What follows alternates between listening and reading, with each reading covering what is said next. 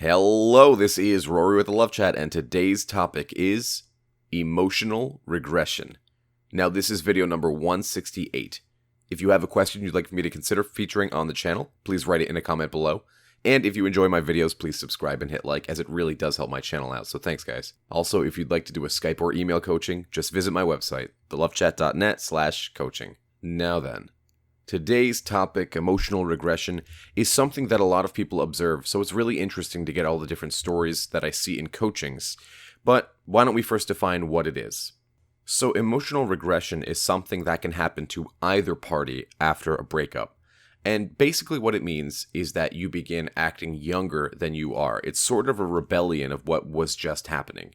So think of it like a midlife crisis in a certain way, where somebody maybe in their 50s begins acting younger, like in their 20s, and maybe being irresponsible with money, changing something about the way they look, or buying a fancy car. That can be seen as an example of emotional regression. So most often when we're talking about emotional regression now, it's because a breakup just happened, and you're noticing that your ex, more likely than not, and sometimes maybe even you, are going and acting a little differently than you're used to. And it can be a little alarming because for a period of months or maybe years, you knew them to be one way, and now they're acting an entirely different way.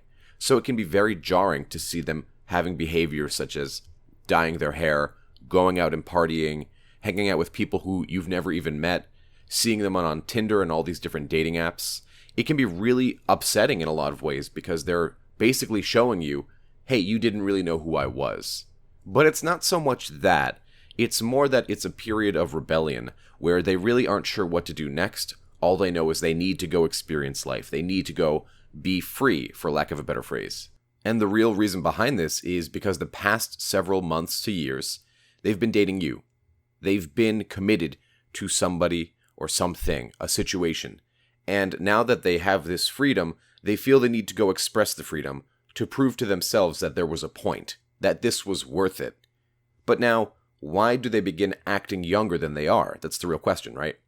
And the reason is because when you are acting younger, less responsible, and less accountable, it's similar to mentally reverting back to when you were a rebellious teenager, or perhaps somebody just new to college. You'll begin acting and doing and saying things that are less mature, because you are trying to be less accountable, less responsible, less of what people expect you to be.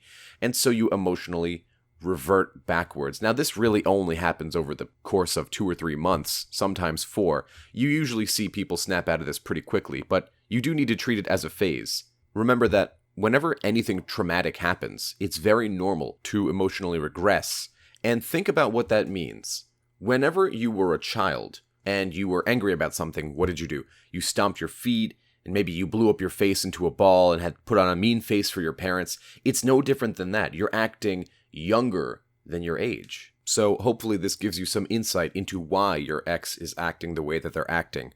And not even just your ex, but really anybody who's going through any sort of intense trauma that is perhaps on a more day-to-day scale rather than something like extreme trauma. So now, the next question we come to is, fine, okay, makes sense. I kind of get why they're doing it. What do I do about it? How do I get my ex to leave this phase quicker? And really the answer is quite simple. You leave them completely alone. Now, I know on this channel you're so used to hearing about no contact, and I hope by now we've given you enough studies and reasoning and logic as to why it's important to stay in no contact for 95% of your situations. But I really want you to consider this one. If somebody is feeling like they are going through a period where they need to be free, and you get in their face and try and take that away from them, you effectively are going to become the enemy in their eyes. Your ex is going through a fantasy, a novelty, and if you get in the way, you become the enemy because they're going through something, they haven't fully experienced it, and they haven't decided for themselves if it's right or if it's wrong, if it works or if it doesn't work for them. You're deciding something because you don't like what's happening. So this is one of the things I want you to remember. We'll never get anywhere by trying to manipulate them or change them. All you can do is take care of you. Change you. And I know I sound like a broken record with a lot of this stuff, but I have a unique perspective because I talk to so many of you. And so many of you find different excuses not to be who you want to be. But going forward, I want you to take this mindset. Imagine who you could be with 365 days of consistent work. Even just 1 hour a day would make a difference. After 365 hours, imagine who you'd be. Just some food for thought. That's all I had for today. If you found my video helpful, I'd be very grateful if you subscribe and hit like. Please leave a comment below and tell me what topics you want me to cover in the future. Additionally, if you'd like extra videos every week, private live streams with me, and free giveaways of my book coming out on the 31st of this month, just visit my Patreon. Patreon.com/thelovechat. Until next time.